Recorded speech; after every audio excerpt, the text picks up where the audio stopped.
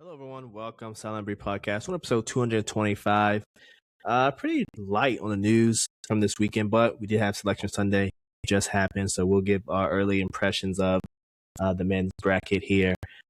Plus, we'll go over some more free agency news from the NFL, also on the lighter side this weekend, but some key signings and trades have taken place over the weekend and today, so we'll go over those as well. So, all that being said, guys, stay tuned.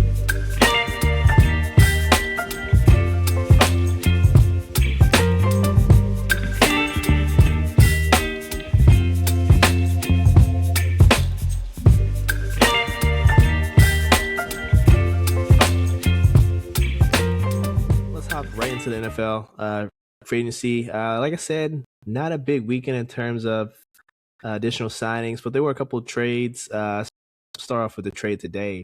Very surprising. Did not see this one happening, but did see a trade this morning. Chiefs trade for Justin Fields. Who would have thought that this would happen this offseason? Now, Justin Fields didn't have the best year in New York, although they did give him a pretty decent payday. Now he is presumably the week one starter if Mahomes isn't going to come back on time. I'll start with you, Lawrence. How do you like this trade for the Chiefs? I mean, it's just a solid B. It gets a guy in the door. We were calling the Chiefs out for it when we brought them up when we were talking about the AFC West and like the review and how we think the season's going to go for them, like, up and coming a little bit. We kind of all pointed out that Mahomes may or may not be there by week one start. This puts a guy there, I don't know. So like this lets Mahomes have like a 6-week timetable when the season starts to come back into the season to get the team rolling to get to the inevitably to the playoffs. But like, what does he get you? 4-2, 3-3, get you afloat. But like we knew the guy they had before wasn't going to do that. So we saw that last game. He did not hang in there. The defense kept him in there. He did not keep them in there. Yeah, Gardner Minshew went elsewhere, right? So they definitely had a need for a backup quarterback.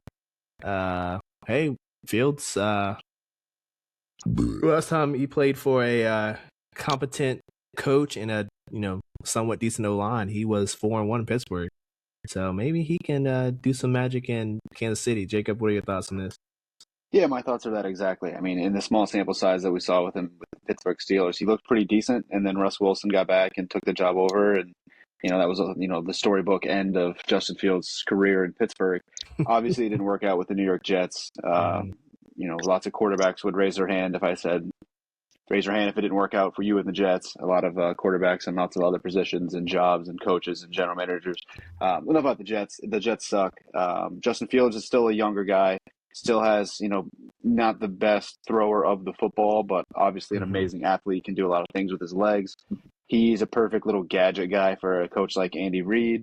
I think it makes a lot of sense. It kind of tells me that they're preparing for a guy maybe to start a game or two. I think Mahomes tore his ACL, but it was late in the year, so you're talking about 9 months being right at September. Knowing Mahomes, he'll probably want to push to start, week one, but the Chiefs might just play it safe because obviously without Mahomes, they have no shot. So I could see Justin Fields starting, a couple games for them. And like you said, Lawrence, I think if you feel pretty confident if they, rebrand the team and get a better O-line and kind of fix some of their holes, if he goes 2-1 with them or he goes 1-1, 2-0, I think people would be pretty happy about this. The Jets are covering most of the deal, most of the money that he signed for that, 2-year, $40 million contract. So $3 million the Chiefs are covering, so that's not too bad for a 6th-round pick. So overall, I like it, but it might be a nothing burger if Mahomes just starts week one and Fields never plays.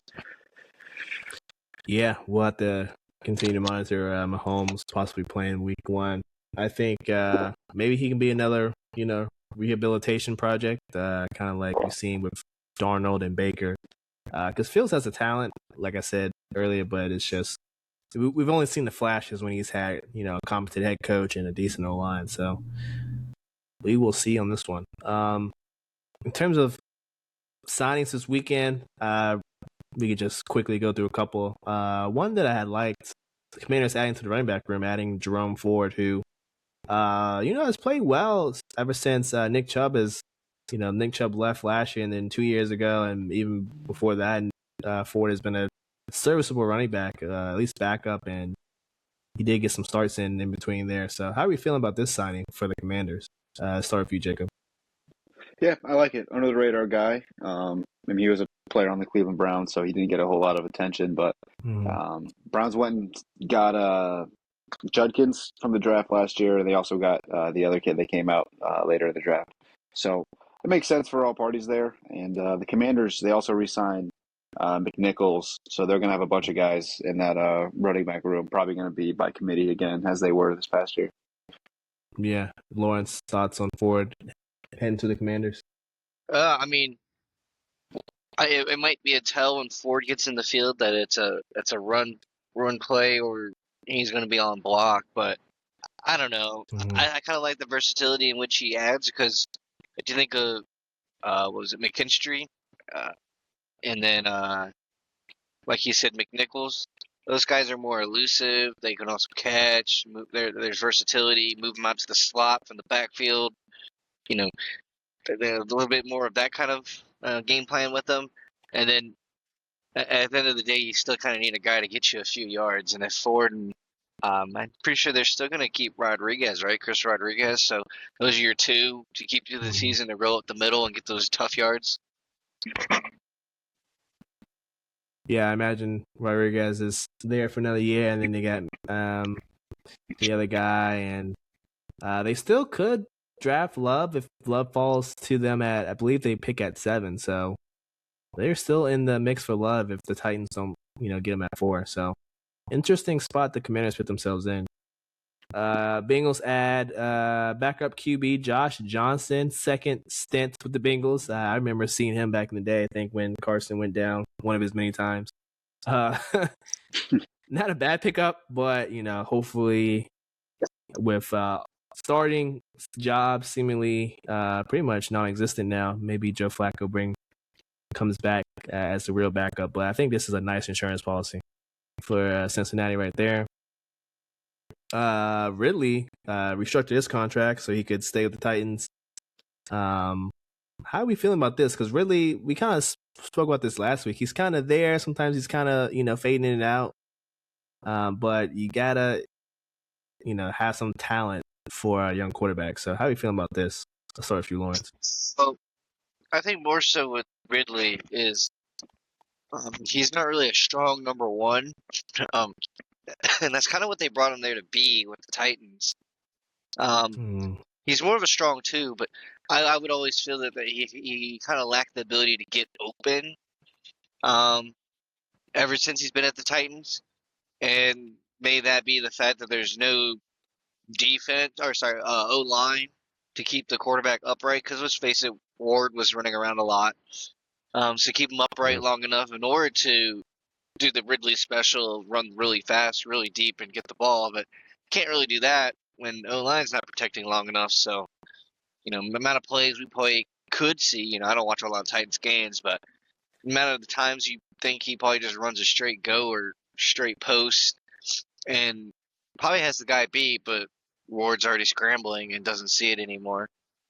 I don't know. I feel as if it kind of makes the Robinson deal a little bit more better structured. Like Jacob said, I think they were paid a little bit for Robinson. He probably got a discount even on him because the Titans they're dookies. They're at the very, very bottom. You get like no kind of like money play at all, but that's your old coach. He's going to be the OC there. I know he's going to get me the ball because he was getting me the ball last year. So, it's just kind of a done deal. But, Wanda Robinson knew he could get money out of him. Knowing they got a little too much, they had to restructure Ridley. Ridley's all right. Well, this guy's going to get me more open, right? All right, I'll do this deal. Because, and let's face it, if Ridley wants to go somewhere, he's going to have to put something on the table in order to get paid to go somewhere. That's very true. Jacob, thoughts? I think that well said at the very end. I like the way you finished that up because, they overpaid for Wandell the same way they overpaid for Calvin Ridley. Fresh off a good season with Jacksonville, they signed him, 4 years, $92 million? I remember being shocked because, again, good receiver, but it's a good number 2 receiver. You pay a guy, number 2 receiver $92 million. going to bat my eyebrow. So, I mean, he had 1,000 yards in 24. So, like, and that was with Will Levis and company. So, like, Yep. we know he can be good. It said he only played 7 games this year. So, like, I know he was battling injuries. Obviously, I think I agree with you, Markel, in the sense that, like, when I did see him, he just looked kind of lazy. Like, he wasn't finishing routes. He wasn't necessarily, I don't want to say he wasn't trying, but, like, he kind of looked like he was a little bit checked out. So I think that if they bring in some more pieces, which, you know, the Titans did, bring in a new coaching staff, which they did, hopefully they can kind of, you know, light that fire under his ass again and say, hey, if you want to get paid and you want to be, you know, in this league for a long time, you got to put it back out there on the field. So, I mean, if he goes back to, you know, what he's capable of, you know, put him with Wandell and, you know, Cam Ward year 2 with a better O-line. Not saying they're going to win, you know, 10 games, but this Tennessee Titans team should be a lot better if they can get, you know, Calvin Ridley back to the Calvin Ridley that we remember. Yeah, I agree with both of you on that. Some other signings here. Seahawks bringing back one of their corners. Good for them. Trey Lance coming back to the Chargers as the backup. 1 year up to $6.75 million. I feel like as a backup, Lance is probably where he's going to be. It's tough with Lance. I never really saw the flashes like I've seen with Fields, so it's hard to imagine Lance ever getting a starting spot. But I think as a backup, he might be, you know, a decent backup. Any thoughts here? I mean, he's backing up. Oh, sorry. Well, he's backing up like the best quarterback ever. This man was playing with a fucking broken hand, so Herbert will just go out there and play regardless. That's a good point. Yeah, he's a career backup. And the funny thing, I saw recently that the trade, when the Niners traded 3 first-round picks with the Dolphins to get Trey Lance, it was like Tyreek Hill because they traded a first to Kansas City for him, Jalen Waddle, and Bradley Chubb.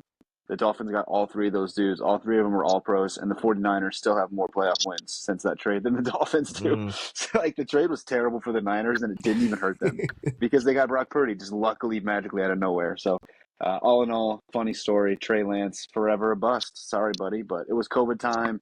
Didn't have a whole lot of tape. He just had the whole, like, physical attributes thing. Honestly, Josh Allen broke the draft because if you're big and you're like athletic, people can be like, oh man, if I coach him, like he's going to be so good. And it's like some of these guys just don't figure it out. And it's sad because I was one of the people that believed that Trey Lance had all the tools, but if you don't put all the tools together, then it's hard to work. Couldn't agree more. Some more signings there. Darnell Mooney going from Atlanta to New York. So another weapon for the Giants here. Harbaugh loves his receivers, so I like the signing. Maybe Malik Neighbors will be back and 100% this year, so he'll be a good number 2 with Wandell leaving. Will he be the number 2 receiver? I can't tell you how many times as an Atlanta Falcons hater I've watched Mooney drop a fucking wide open pass, dude. I kid you not. Yeah. I think it's probably gonna backfire and hurt Dart more so than anything. To be honest with you, I by all means, he's kind of good at the kick returning hold business, but I've watched this man even on the Bears, but I've watched this man on the Falcons plenty of times. Just do the dumbest thing you shouldn't do. Thoughts, Jacob? I think the number 2 wide receiver for the New York Giants is going to be Carnell Tate out of Ohio State, drafted 4th or 5th overall whenever they pick. And then I think you slide in a guy like Darnell Mooney in the 3 spot with Neighbors healthy and then another top 5 pick wide receiver. I think the Giants are going to load up because they got the good defensive line and made some splashes in free agency. I think if they get another big-time weapon for Jay Dart, Giants are going to be scary in a couple of years. Yeah, I think Dart, if he progresses, Neighbors, if he comes back 100%, they might be a scare offensive team. They definitely got the defense already on pat, so we'll see with that. Seahawks signing another corner. What else we got here? I mean, Panthers just re-signed Nick Scott. I'm just gonna add one thing to the Darnell Mooney, the little thing. I went on Pro Football Focus just to reference, just to see if my haterade is correct. He was targeted 72 times and he only caught 32 balls. 72 for 32. Now, sometimes there's probably were some air duds, but like that's over 40 missed catches. Yeah, not a great stat there. Maybe he can revitalize his career in New York. But hey, we got Panthers re-signing Nick Scott, Lawrence, and then we got Goddard coming back to the Eagles when he was a cap casualty or maybe even a trade target. How we feel about these two? I mean, I wish the Panthers would just move on from Scott, but I understand. Like, he's a cheap little veteran that kind of knows how to play. They like to say he had a career year. It's probably because he really hasn't played much in his career. I don't know. I guess maybe Evero can make it work with this D line because supposedly, with all these moves we're making, this D line is going to be a little bit more effective. So maybe he won't get busted in coverage so many times. But I don't know because Morig is obviously is the prize piece back there at the safety. You can't really have two of them, unless you're lucky. You kind of just have to deal with what you got to do. But I kind of like Lathan Ransom a little bit better than Nick Scott, anyways, because he's better against the run. So then you already have two great corners and a pretty decent safety. But Morig is also a little bit better for the run, so kind of takes Lathan Ransom's like kind of ability. But I think I saw Nick Scott get like maybe one or two interceptions last year, and I also saw Lathan Ransom get one interception with half the playing time. Okay. Jacob, thoughts on either of these re-signs? Dallas Goedert back to the Eagles. A lot of chatter about him going elsewhere. Back to the Eagles makes a ton of sense. He's always been a security blanket, always good for about 5 to 8 touchdowns a year. I'm surprised. Has David Njoku not signed yet? I was thinking that he would have some suitors, but is he still out there? He's still on the market, and I think he has a couple suitors, last I've heard. The Panthers and Cincinnati being among the suitors. Who knows when he's going to sign? Hopefully sometime this week.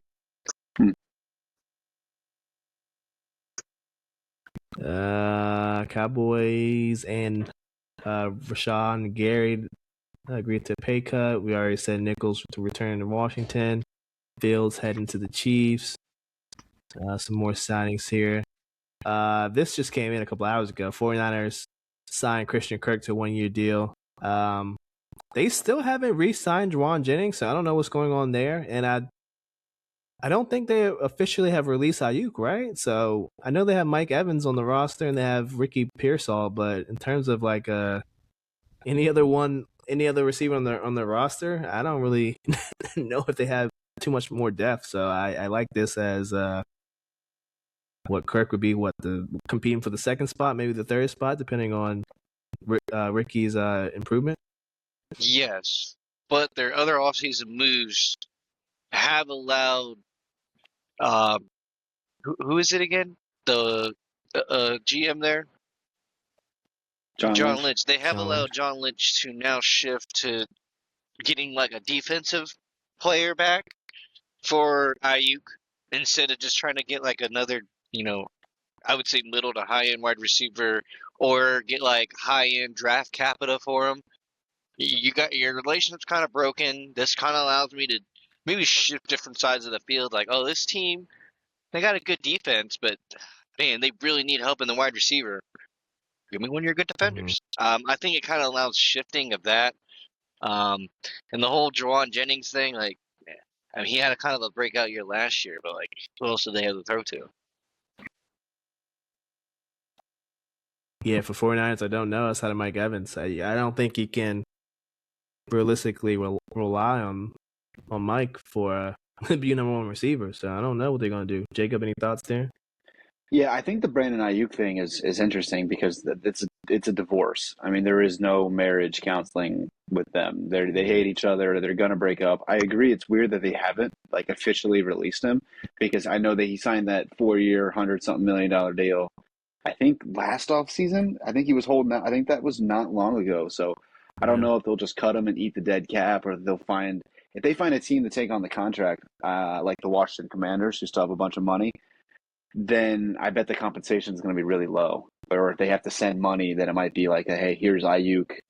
take 75% of his contract and give me like a 5th or 6th round pick, just because I think the Niners are just want to try to rid themselves of the situation, and hopefully once they free up that money, they'll be able to use that on getting either Jennings back or finding somebody else. Because I agree, the thing with Kirk that I was going to say originally is if he's healthy, which is always a thing with Christian Kirk, he'll be really good there, because I know the wide receivers aren't going to stay healthy, because it's San Francisco. We talk about it all the time. They just get hurt for mysterious reasons, and they're adding another guy that has a career of getting injured to their wide receiver room that has a history of getting injured. So I'm sure they're not done. I'm sure they're going to address that either in the draft or through a free agency once that Ayuk situation gets settled out.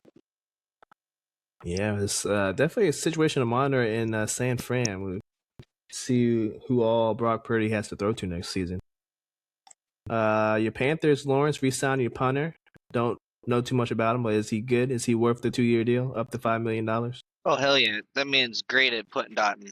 Outside of that, I think special teams-wise, Panthers are really set. Punting and kicking. Okay, and also the long snapper. I mean, he may be a liability. He's like 43 years old now, Jay Jansen's. But, you can't really touch the long snapper anyways. Yeah. And that is all of the major free agency news from over the weekend. I'm sure we'll have some more to report later this week. We still got a couple of big free agents. Like we said, Juwan Jennings is still out there, and Njoku, a couple others. So maybe they'll get signed by next episode. Maybe not. We'll see. But next up, we have Selection Sunday, and the NCAA men's bracket was released just a day ago, around this time, maybe a little bit earlier. But first thoughts, gentlemen, when we take a look at the bracket.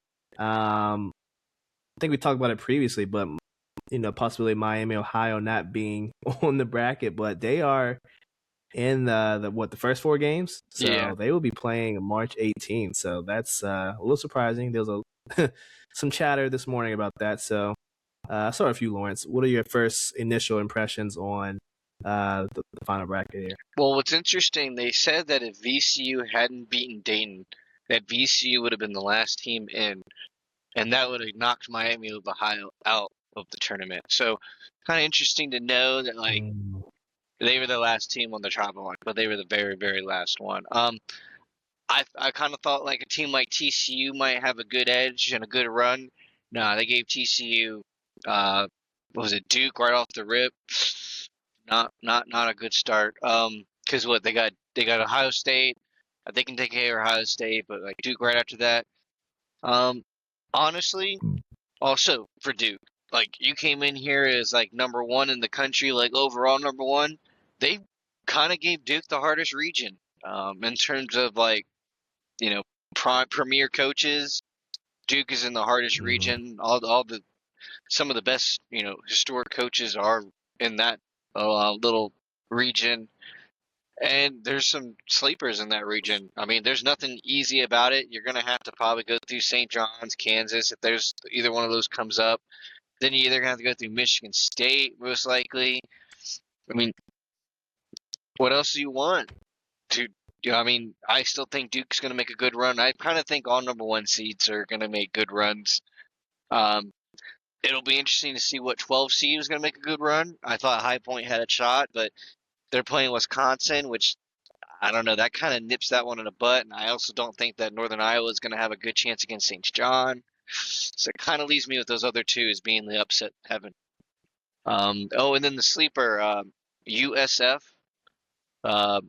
is going to be playing in Buffalo, where the coach's dad is like a dementia patient there.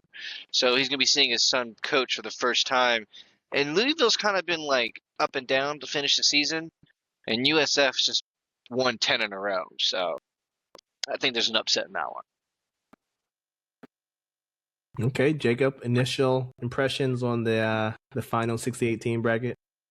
Yeah, I'm not buying because I heard that last night watching bracketology, that the Duke's bracket's like the hardest one. I mean, good point with the coaches, especially with Michigan State and UConn at the bottom of it. But Duke would only really realistically have to face Kansas or either UConn and Michigan State. So I don't think it's that bad. I think Duke's going to be probably at least in the Elite Eight, most likely going to be a Final Four team. UVA got slotted in the 3 spot. I really like that for them. I'm excited to see how far they can go. Iowa State's the 2 in that bracket. And then Michigan, who's also a wagon, is the 1 seed. So hopefully they get to meet there in the 8. But the big upset that I have just a dark feeling for. Also, shout out to Arkansas and Vanderbilt. What a interesting SEC tournament, how that ended there. Vanderbilt looks like a team, man. They look like they're pretty interesting. Shout out to Vanderbilt Sports. Out of nowhere, their football team and basketball team is relevant. Again, that's got to be exciting for them. The upset that I don't want to say out loud, but I really just have a weird feeling for, is the North Carolina Tar Heels and the VCU Rams. Because North Carolina's limping into this tournament. They're down some guys, and VCU has a ton of momentum, and they're not afraid of anybody. So that's a big kind of game I'm looking at early on there, because North Carolina, even if they do win that first round, they're going to have a tough matchup with Illinois. I'm worried about UNC there. Florida, I think, probably comes out of the bottom one, too.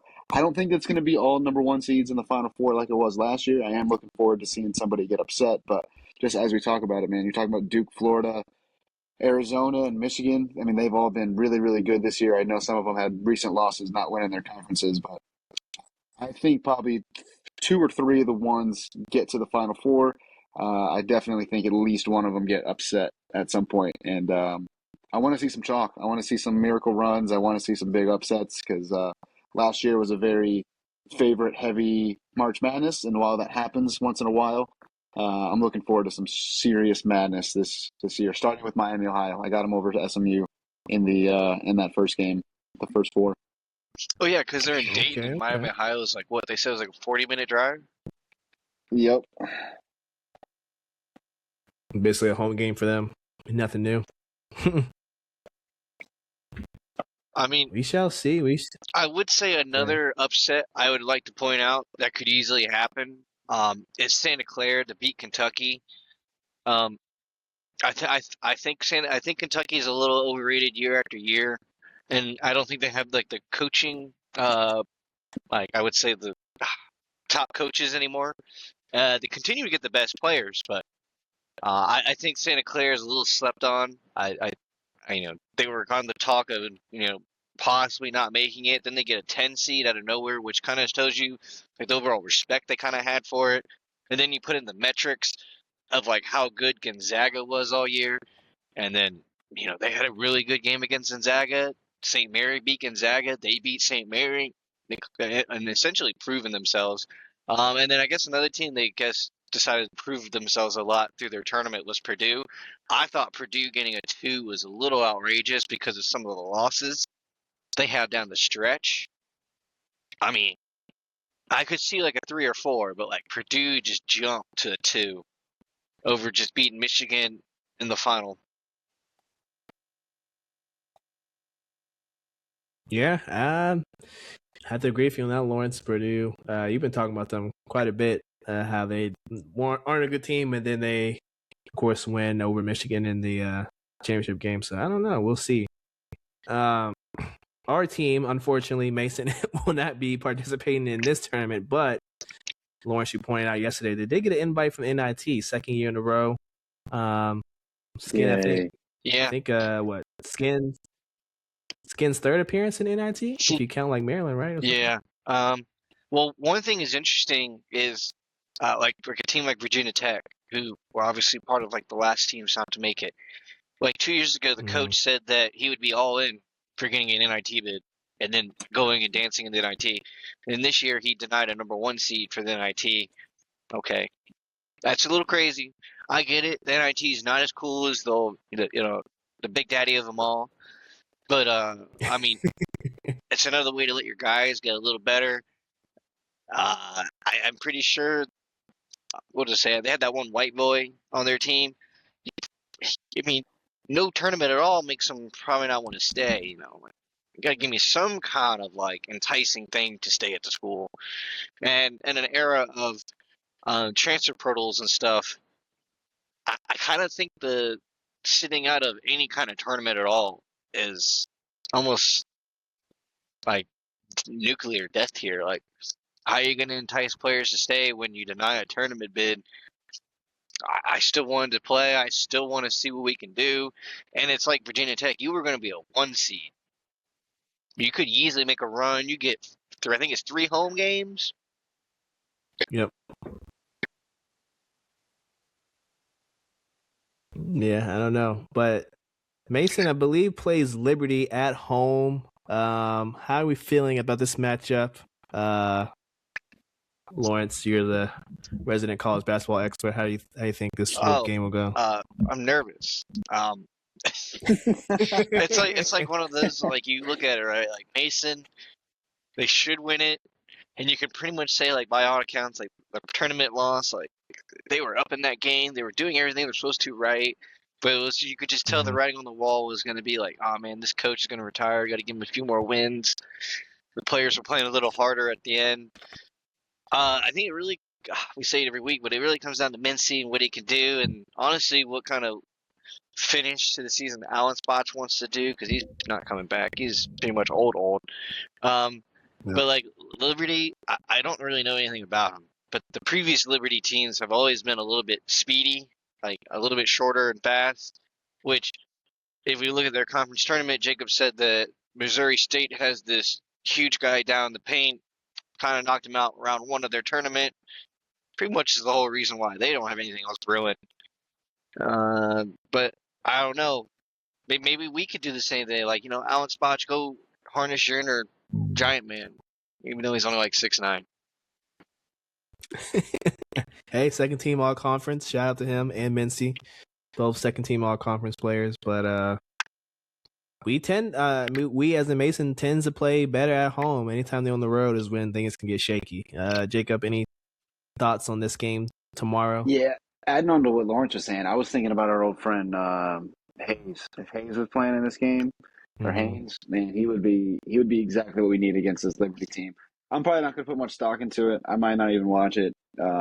It's gotten pretty sad, pretty depressing, but I hope they win. Hope they win a couple. Also, like Lawrence said, he might have said it on or off air, but this is a good time to scout, especially if you're playing, some smaller schools that, especially a team like Liberty that's in, close, regionally. So keep scouting, see if you got any traits and any guys you want to pull over to our side throughout this tournament. So I'm all in favor of them winning and advancing and having some more fun and whatever. But yeah, it's been a tough year just with the fun, the exciting start and 19-1 all the way to congratulations this year in the NIT tournament. It's like that's a bit of a bummer, but we'll see how far they can dance. Well, the big thing I have looking at the NIT, right?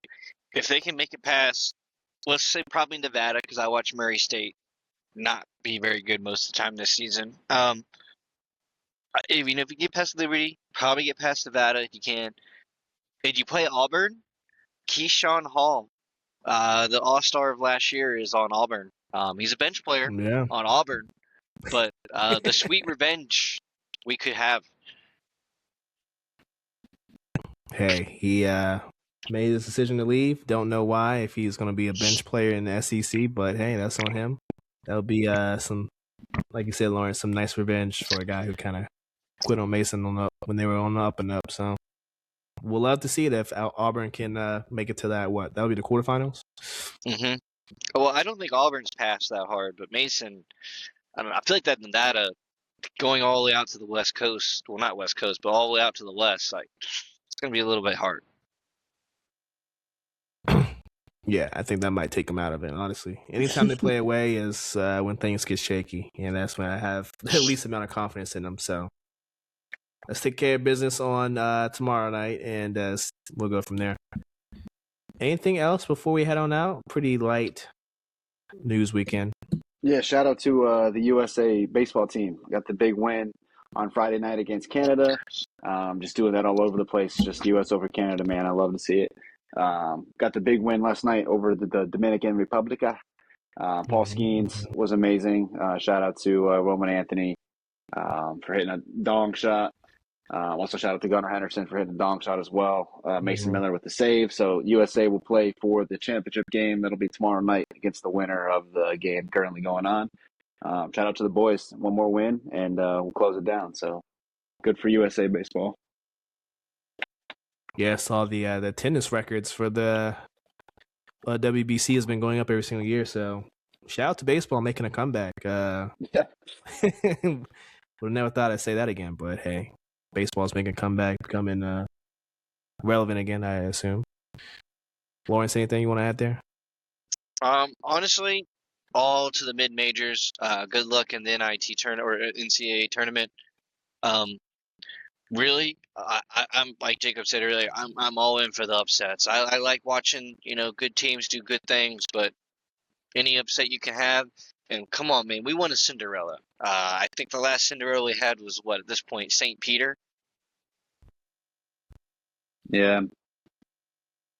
I couldn't tell you the last upset it was, but yeah, that sounds about right. I think it's St. Peter. You love Cinderella run. We'll see if any teams can pull it off later this week. But we're going to head on out, guys. Thank you guys for watching on YouTube. Thank you guys for listening on Spotify, all that good stuff. Episode 225, Silent Brief Podcast. We will see you later this week. Peace.